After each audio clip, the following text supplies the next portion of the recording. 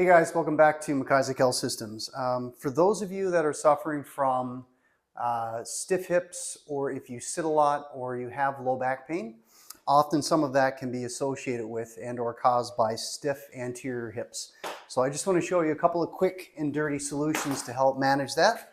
Grab yourself a foam roll, get down on your elbows, one leg at a time, start just above the knee, slowly make your way down to the anterior portion of your hip. Come on back. Maybe you do 6 or 8 slow reps. Take your time.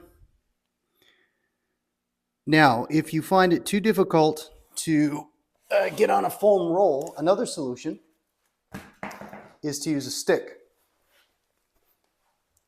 Pretty straightforward. Just take your time. Boom, go to just above the knee. Come on back. Do it for about 30 seconds or so.